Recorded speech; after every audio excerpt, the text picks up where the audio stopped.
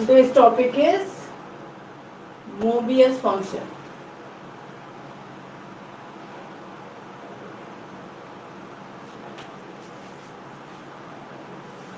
Let n belongs to z plus. That means n कैसा होना चाहिए?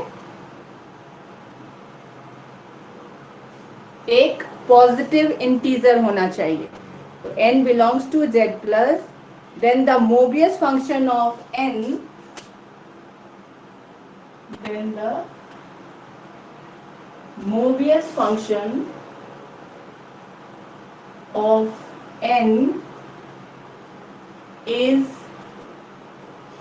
denoted by mu n. Mu symbol से हम लोग इंडिकेट करते हैं mu N and is defined as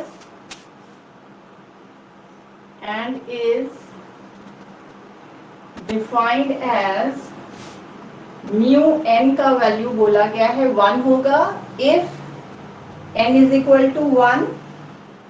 अगर n का वैल्यू 1 है तो म्यू n का वैल्यू आपको 1 लिखना है. It is 0 if n has a square factor. If n has a square factor, इसका वैल्यू 0 होगा. स्क्वायर फैक्टर होने का मतलब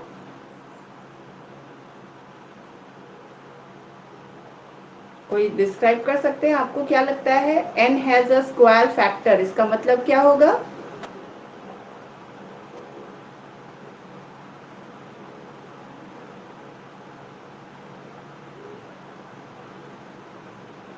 एनीवन गेस कीजिए. स्क्वायर फैक्टर लिखा है इसका मतलब क्या होना चाहिए?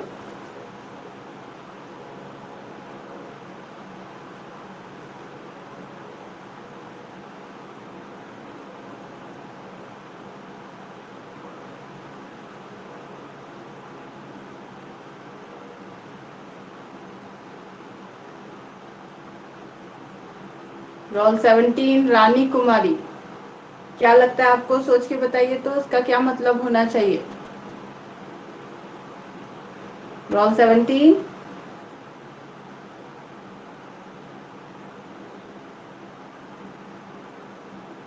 माइक अपना अनम्यूट कीजिए और बोलिए.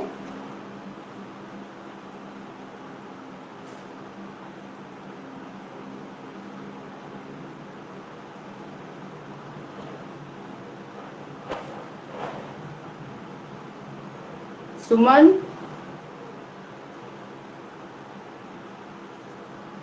कोई सुमन कुमारी?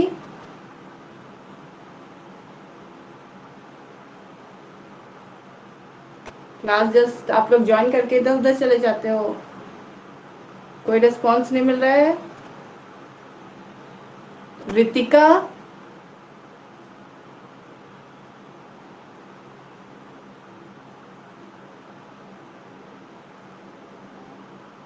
आवाज नहीं आ मतलब रही कि आपकी. बोलिए, क्या लग रहा है आपको? क्या लग रहा है? मैम शायद वो स्क्वायर रूट में हो, मतलब कि 2 का स्क्वायर यानी कि 4 यानी उसका स्क्वायर 2 होगा. स्क्वायर रूट नहीं, स्क्वायर वैल्यू जैसे 2 स्क्वायर. आप सही बोल रहे हो. अगर उसमें 2 वही. स्क्वायर या 3 स्क्वायर या 4 स्क्वायर ऐसा कुछ नंबर्स आ जाता है, स्क्वायर मिल जाता है कि किसी भी नंबर का, तो आपको उसका वैल्यू लिखना है 0. Very good. Yes ma'am. And then इसका वैल्यू दिया है, it will be -1 to the power r if n is product of r rational primes. -1 to the power r if n is product of r rational primes. इसका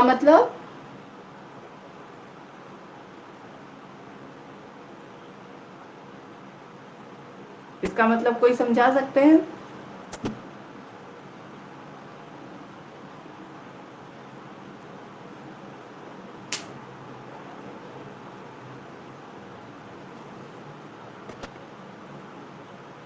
Nikita,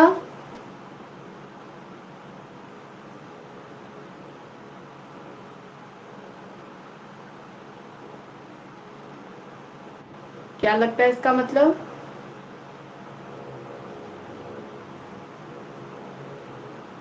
yes Nikita unmute कीजिए, बताइए आपको क्या लगता है आर रैशनल?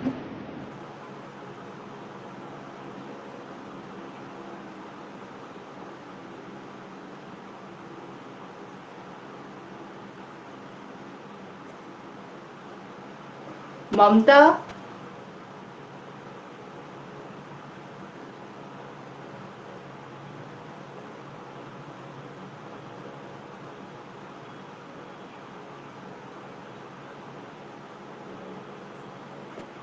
मैम बोलिए। Ma'am अगर n कोई नंबर है और उसको अगर हम लोग प्राइम फैक्टराइजेशन करते हैं तो अगर वो r अगर मतलब अगर 10 है तो उसको अगर हम 2 into 5 करते हैं तो फिर कितना फैक्टर्स हुआ 2, तो म्यू n का वैल्यू होगा -1 to the power 2। Very good very good, बहुत अच्छे से आपने समझा है। तो सबको क्लियर हुआ? आर रैशनल प्राइम्स का मतलब आपको कोई भी नंबर है उसका प्राइम फैक्टराइजेशन करना है। कितने प्राइम नंबर्स मिले हैं? 2 मिला है तो -1 टू द पावर 2 का जो आंसर आएगा वही म्यू एन का वैल्यू होगा। 3 मिला है तो -1 टू द पावर 3 को आपको सॉल्व करना है, म्यू एन यही होगा। डेफिनेशन क्लियर है? कॉपी कोई नहीं देखेंगे अपना नोट्स को, एंड अभी अपने से ट्राई कीजिए लिखने का μ1 से लेकर μ10 तक का वैल्यू। जल्दी से लिखिए, उसके बाद मैं डिस्कस करूंगी बिना किसी के हेल्प के। अभी जो आपने डेफिनेशन समझा है उसके अकॉर्डिंग μ1 μ2 μ3 अप टू μ10 सब वैल्यू लिख के रखिए। हो जाएगा तो बोलिएगा, फिर मैं डिस्कस करना स्टार्ट करूंगी।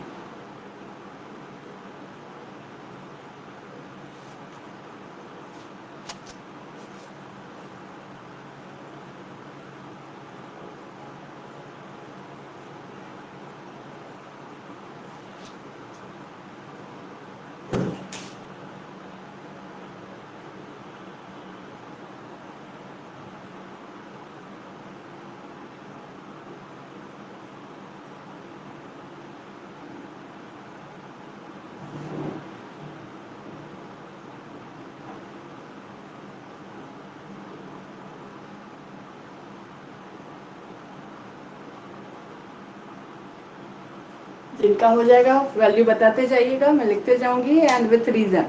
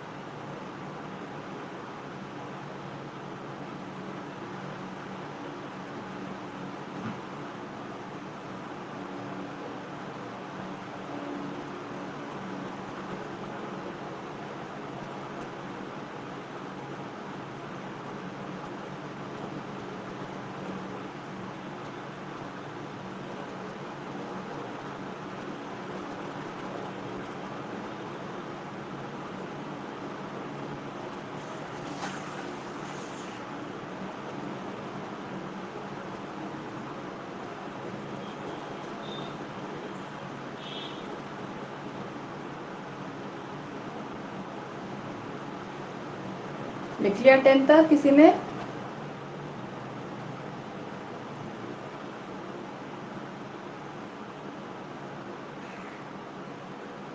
वैल्यू बताते जाइए।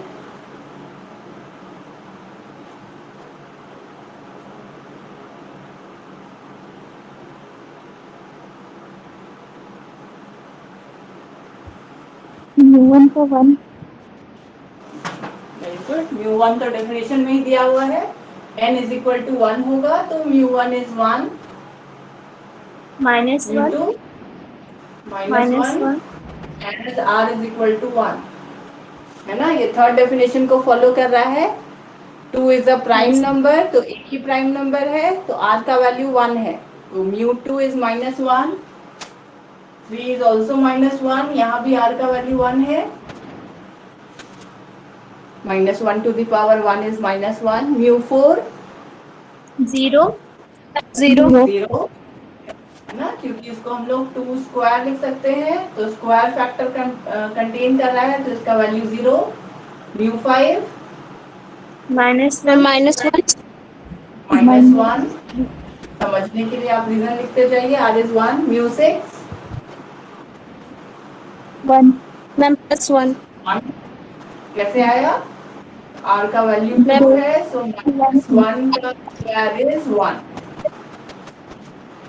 ठीक है।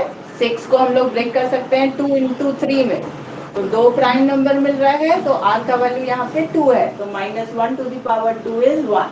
7 -1 8 0 0, है ना, क्योंकि इसमें 2 क्यूब जो बनेगा, तो पहले 2 स्क्वायर आएगा तब ना 2 क्यूब आप बनाओगे, तो वो yes square ma'am factor contain तो करता है, पहले 2 स्क्वायर बनेगा तब 2 क्यूब पे आप जाओगे, तो जैसे स्क्वायर फैक्टर कहीं भी मिल जाता है, इसका वैल्यू हो जाएगा 0।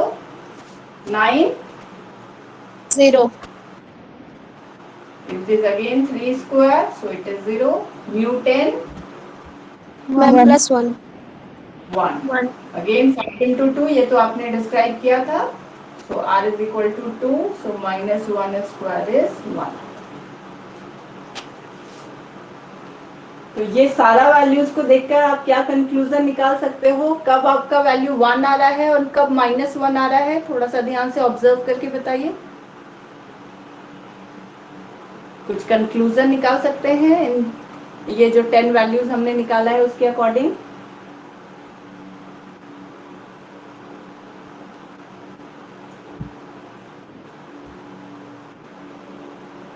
मैम प्राइम नंबर में मैम -1 आ रहा है, यस, और 1 कब आ रहा और है, मैम स्क्वायर में 0 आ रहा है, और स्क्वायर का कंपोजिट तो नंबर में 1। लिखा हुआ है, कॉम्पोजिट नंबर तो वन।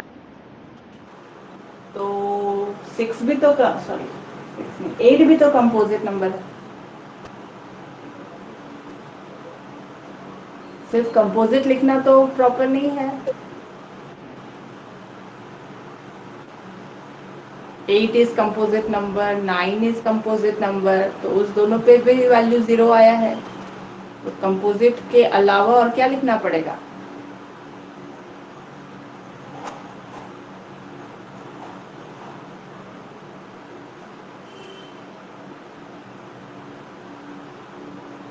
थोड़ा सा और सोचिए, कंपोजिट के अलावा थोड़ा सा और डिस्क्राइब करना होगा, क्या लिखेंगे।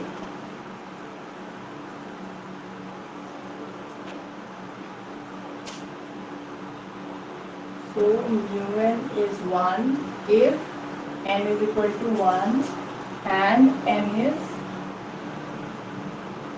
composite and free from square factor, ये मेंशन करना होगा ना, कंपोजिट के साथ साथ उसमें कोई स्क्वायर फैक्टर नहीं होना चाहिए, तब आपका वैल्यू 1 मिलेगा, right.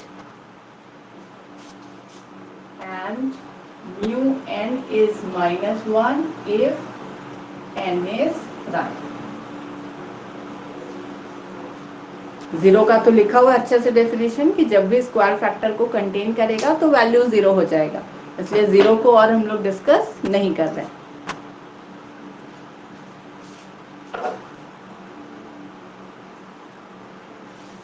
Now come to a theorem। Multiplicative होने का मतलब क्या होता है, मल्टीप्लिकेटिव का मतलब मैंने समझाया होगा इससे पहले, कोई भी फंक्शन, यूलर्स फंक्शन में आपने ये थ्योरम पढ़ा था, यूलर फंक्शन इज मल्टीप्लिकेटिव, उसको हम लोग क्या प्रूव करते हैं,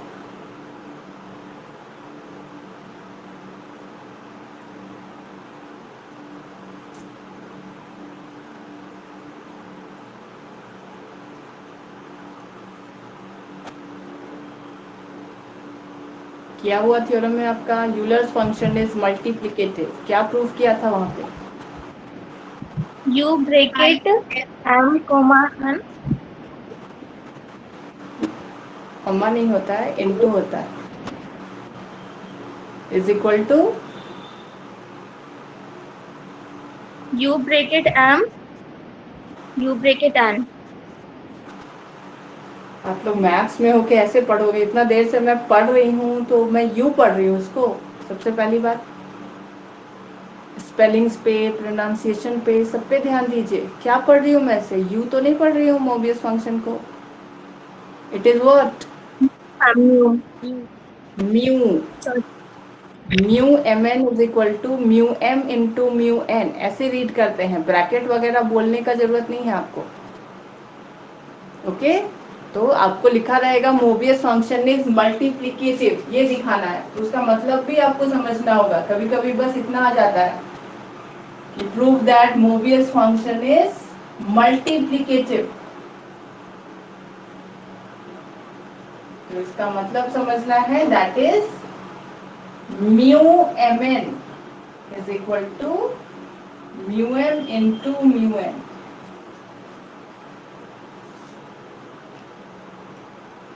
यूलर्स थ्योरम में हमने क्या प्रूफ किया था, कैसे स्टार्ट किया था, किसी को याद है? एम एन प्रूफ करने के लिए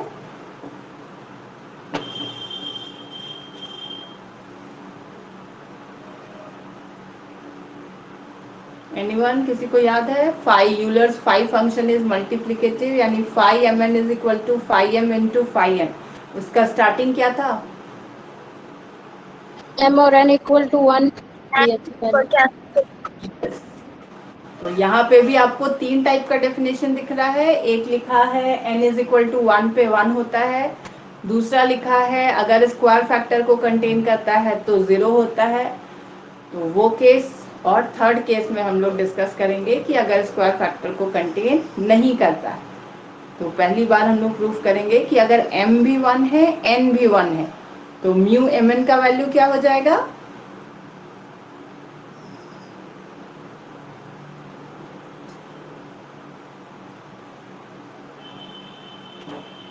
क्या हो जाएगा? 1 1 ही हो जाएगा ना।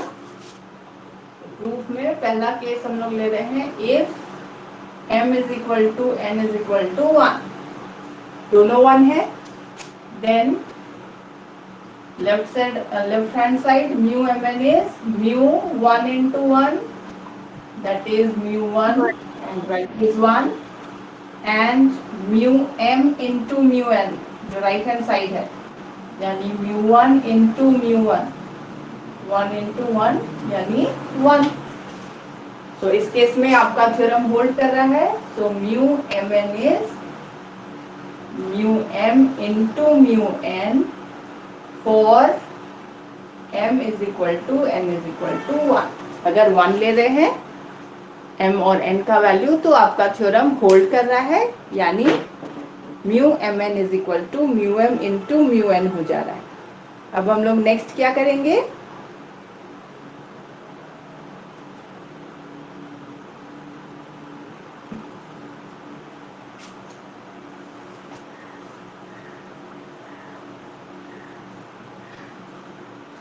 तो 1 के लिए दिखा दिया। अब हम लोग मान लेंगे if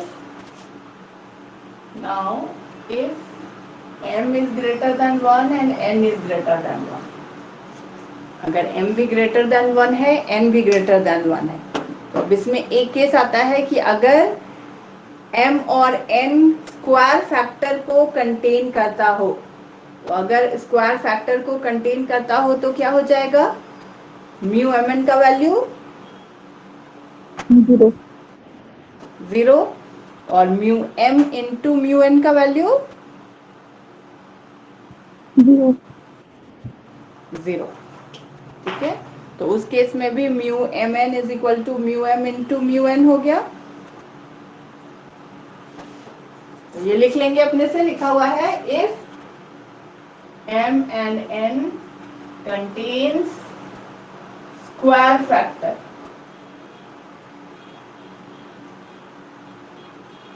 then mu mn is equal to 0 and mu m into mu n is also equal to 0.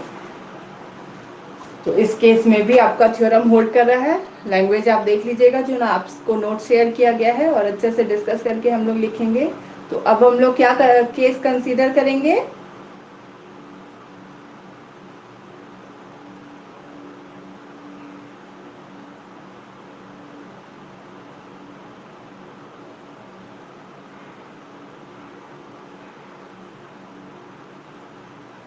Square factor नहीं है. स्क्वायर फैक्टर कंटेन नहीं करता होगा. Now let m and n both are square free. m and n both अगर square free है तो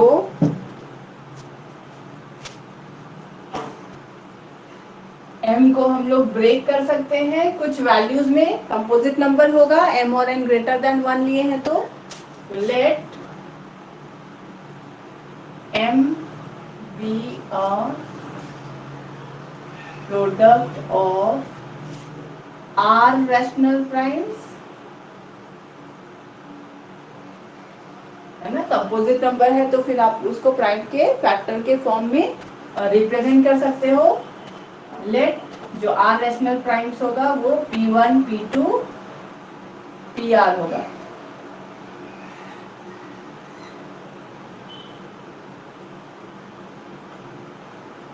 and उसी तरह Q1 n be a product of कुछ अलग नंबर मान लेते हैं s rational primes q1 q2 qs. QR s मानेंगे, r नहीं मानेंगे. जरूरी नहीं है कि उसमें दो नंबर, जैसे 6 में आपको दो फैक्टर मिला ना 2 into 3, लेकिन अगर Yes. 7 ले रहे हैं तो आपको एक ही फैक्टर मिलेगा 7. yes है ना. तो जरूरी नहीं है दोनों का नंबर सेम हो. दो हो भी सकता है, दोनों में दो. जैसे 6 और 10 हम लोग लें स्क्वायर फैक्टर को फ्री करके, जो एग्जांपल आपने किया है अभी तक, तो एक 6 हो सकता है, एक 10 हो सकता है. दोनों में दो दो नंबर है, लेकिन ये जरूरी तो नहीं है ना. हम लोग जनरल केस डिस्कस करें तो हो सकता है इसमें 2 नंबर हो, इसमें 3 नंबर हो. ये 4 नंबर के प्राइम के प्रोडक्ट के फॉर्म में रिप्रेजेंट किया जा सकता हो. इसलिए हमने r दोनों में नहीं लिया है. एक में r लिया है, एक में s लिया है. तो व्हाट अबाउट म्यू m यहाँ पे बताइए तो क्या हो जाएगा.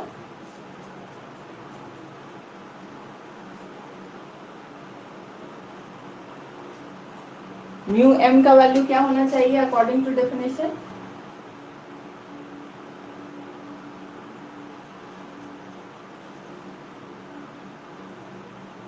-1 to the power r. -1 to the power r and mu n -1 to the power n. -1 to the power s. तो पहले हम लोग इस केस में mu m into mu n निकाल लेते हैं. क्या हो जाएगा. That is -1 to the power r plus s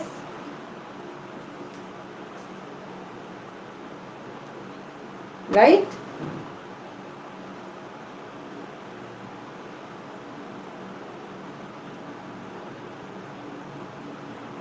mu mn को वेरीफाई कीजिए. इसी तरह म्यू mn क्या हो जाएगा.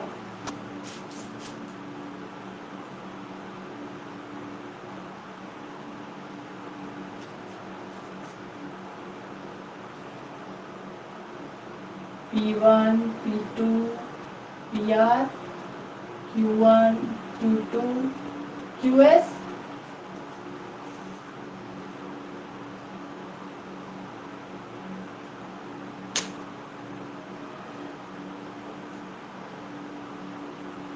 ठीक है. आप मान के चल रहे हो these are all distinct primes, यानी ये स्क्वायर फैक्टर को कंटेन नहीं करेगा, तो सारे अलग अलग प्राइम नंबर्स हैं। तो how many prime numbers are there? Ma'am S plus R. S plus R या आर प्लस लिख सकते हैं। Product of R plus S primes, again by the definition of mu R plus S prime के product के form में आपने लिखा है, तो वैल्यू क्या हो जाएगा? -1 to the power r plus s। Yes, again you will get -1 to the power r plus s। तो इस केस में भी आपको मिल गया -1 to the power r plus s, यहाँ म्यू mn का वैल्यू भी मिल गया -1 to the power r plus s। तो mu mn is mu m into mu N. तो हर एक केस में आपका ये हो रहा है। अगर क्वेश्चन में दिया है कि prove that Mobius function is multiplicative, तो लास्ट में हम लोग एंड करेंगे hence Mobius function is multiplicative. अगर क्वेश्चन में पूछा है कि prove that mu M N is equal to mu M into mu N, तो आपका एंड यहीं पे हो जाएगा। तो जैसा क्वेश्चन पूछा है उस तरह से आपको स्टार्ट करना है, उस तरह से एंड करना है। अगर मल्टीप्लिकेटिव पूछा है तो सबसे पहले हम लोग स्टार्ट में लिखेंगे कि to prove that Mobius function is multiplicative, we have to prove that mu mn is equal to mu m into mu n। पहले आपको मतलब समझाना पड़ेगा कि मल्टीप्लिकेटिव का मतलब क्या होता है, और एंड भी हम लोग वैसे ही करेंगे, hence Mobius function is multiplicative। और अगर question mu mn is equal to mu m into mu n किया है, तो आप डायरेक्टली कि if mn is equal to 1 आप प्रूव कर सकते हो, देन स्क्वायर फैक्टर कंटेन करता है तो 0 होता है, और देन स्क्वायर फैक्टर कंटेन नहीं करता है तो म्यू एम एन इस तरह से प्रूव कर दिया। यहीं पे आपका प्रूव लिख के एंड हो जाएगा। ठीक है, किसी को कोई डाउट? और एक दो नाम मैंने कॉल किया, उन लोगों ने रिस्पॉन्स नहीं किया। क्लास ऑन करके आप लोग इधर उधर मत जाइए। कॉल कर रही हूँ मैं नाम, तो आपको रिस्पॉन्स करना चाहिए, आपको आंसर आता हो चाहे नहीं आता हो। तो एक दो और थ्योरम है मोबियस फंक्शन से रिलेटेड, ये हम लोग नेक्स्ट क्लास में करेंगे। नोट्स आपके पास है, उसको पढ़ते रहिए, लिखते रहिए। जस्ट उसके बाद कुछ परफेक्ट नंबर करके नोट्स में डिस्क्राइब किया हुआ होगा। ठीक है, वो बहुत इंपॉर्टेंट नहीं है, बस परफेक्ट नंबर का डेफिनेशन है। कुछ और रिलेटेड नोट करके कुछ इंपॉर्टेंट टर्म्स लिखा होगा, वो आप लोग देख लीजिएगा। तो नेक्स्ट क्लास में इसका एक दो इंपॉर्टेंट थ्योरम है, वो मैं डिस्कस करूंगी। Then we will discuss Pythagorean triplet, ये भी आप पहले पढ़ चुके हो, रिवाइज करके रखिएगा। What do you mean by Pythagorean triplet, कहाँ आपने नाम सुना था, वो क्या होता है। ओके, नेक्स्ट क्लास के लिए।